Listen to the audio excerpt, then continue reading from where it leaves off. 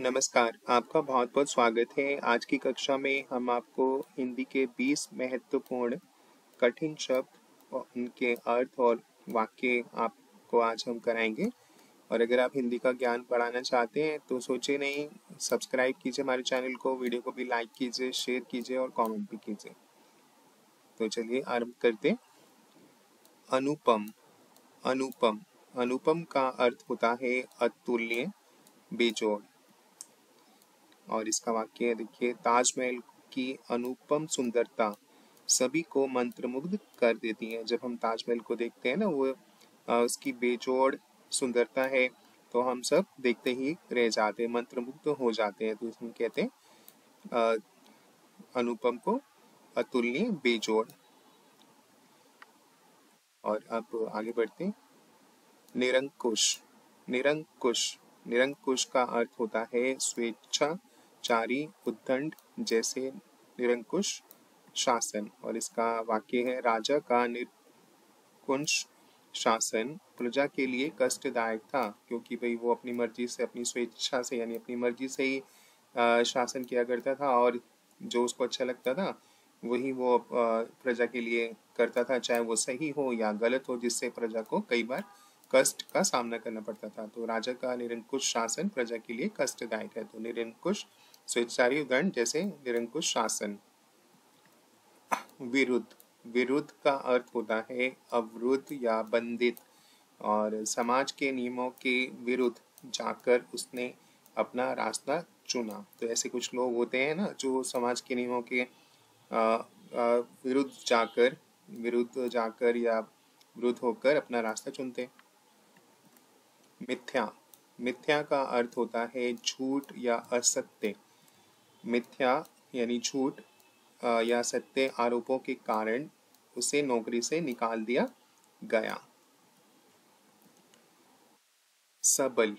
सबल सबल का अर्थ होता है बलवान या ताकतवर, है ना। एक सबल नेतृत्व ही देश को प्रगति की ओर ले जा सकता है ना। एक ताकतवर नेतृत्व जैसे मोदी जी कर रहे हैं तो देश को हमारे आगे लेके जा रहे हैं, प्रगति की ओर ले जा सकता है। सबल यानी बलवान या ताकतवर। पराभव। पराभव का अर्थ है हार या पराजय। पराभव यानी पराजय या हार, है ना। और युद्ध में पराभव के बाद राजा ने आत्मसमर्पण कर दिया। और युद्ध में पराजय के बाद यानी पराभव के बाद, हार के बाद उसने आत्मसमर्पण कर दिया। आत्मसमर्पण यानी अपने हथियार डाल दिए। और इसके बाद है निष्कलंक। निष्कलंक का अर्थ होता है निर्दोष या पवित्र। उसकी निष्कलंक छवि ने उसे सबका प्रिय बना दिया, है ना। उसकी निर्दोष छवि ने या उसकी पवित्र छवि ने सब उसको चाहने लग गए, क्योंकि वो निर्दोष था, पवित्र था। प्रवीण। प्रवीण प्रवीण का अर्थ होता है निपुण या कुशल। वह संगीत में अत्यंत प्रवीण है और कई वाद्य यंत्र बजा सकता है। वाद्य यंत्र होते हैं इंस्ट्रूमेंट्स, म्यूजिकल इंस्ट्रूमेंट्स, म्यूजिक के जो इंस्ट्रूमेंट्स होते हैं उन्हें वाद्य यंत्र बोला जाता है। तो वो जो है संगीत में अत्यंत प्रवीण है। अत्यंत प्रवीण यानी अत्यंत निपुण है, कुशल है, तो कई तरह के वो म्यूजिक इंस्ट्रूमेंट्स बजा सकते हैं। प्रवीण। अनवरत। अनवरत का अर्थ होता है निरंतर, बिना रुके, लगातार।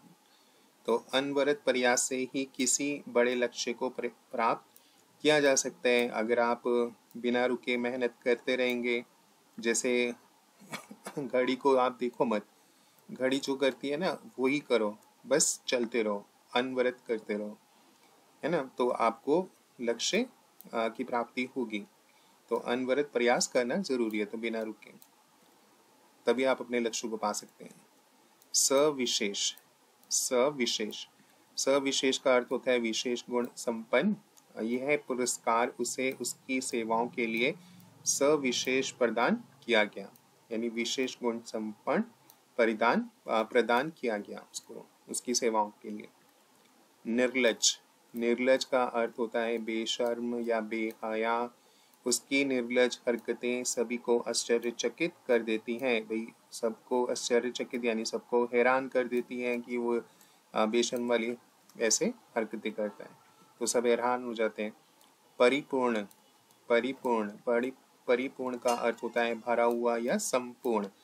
उसकी कला में सौंदर्य और परिपूर्णता दोनों है, यानी उसकी जो कला है, आर्टिस्टिक है जो वो करते हैं, तो उसमें सौंदर्य भी और सौंदर्य और परिपूर्णता दोनों है, यानी वो संपूर्ण है। वो बेसिकली ये कहना चाहता है, उसकी जो कला है उसमें वो संपूर्ण दिखाई देता है, संपूर्ण है। निसंदेह, निसंदेह का अर्थ होता है बिना संदेह के, या बेशक भी आप बोल सकते हैं। निसंदेह आपकी मेहनत रंग लाएगी।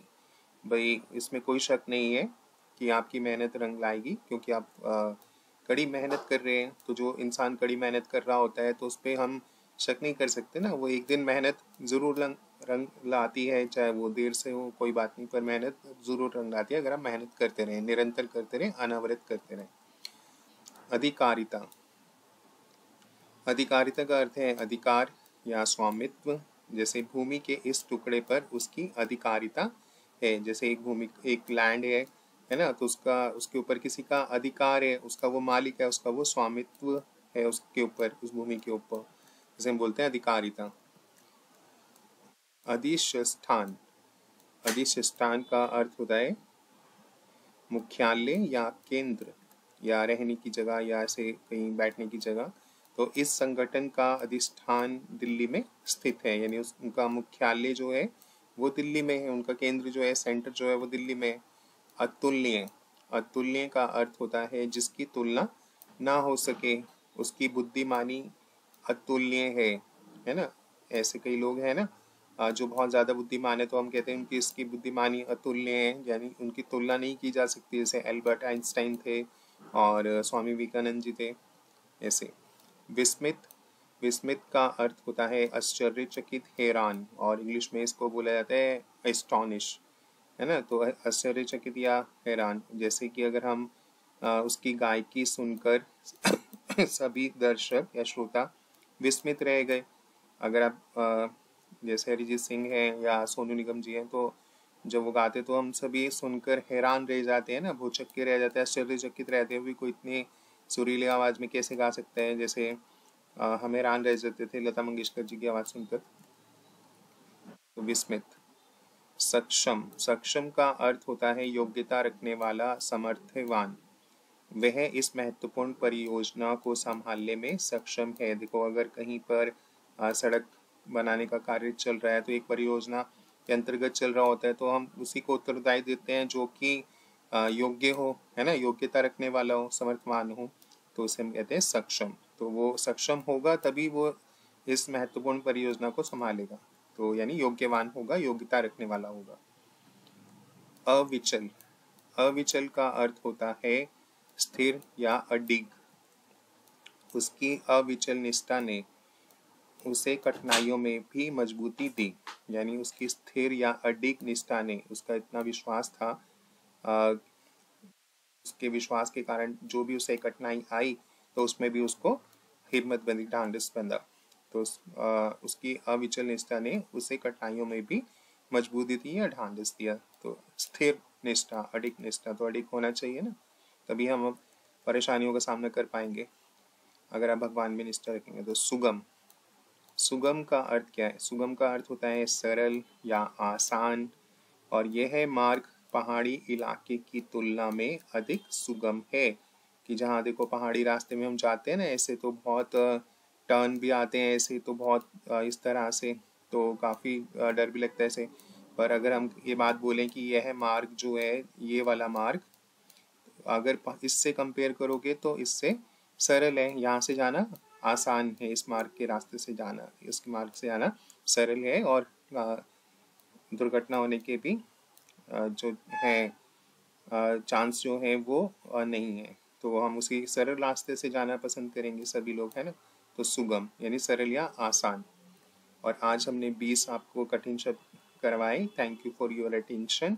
और अगर आप ऐसे हिंदी का ज्ञान बढ़ाना चाहते हैं, कठिन शब्द करना चाहते हैं, और भी हम हिंदी पढ़ा रहे हैं, तो सोचे नहीं, चैनल को सब्सक्राइब कर लीजिए, और जिससे हमें मोटिवेशन मिलेगा। वीडियो को भी लाइक करके आप हमें सपोर्ट कर सकते हैं, शेयर भी कीजिए, कमेंट भी कीजिए, और हमारे टेलीग्राम ग्रुप है जिसका लिंक डिस्क्रिप्शन बॉक्स में है, तो उस लिंक के थ्रू आप हमें ज्वाइन कर सकते हैं फॉर लेटेस्ट अपडेट्स के लिए और नोट्स के लिए। Bye students and have a good day.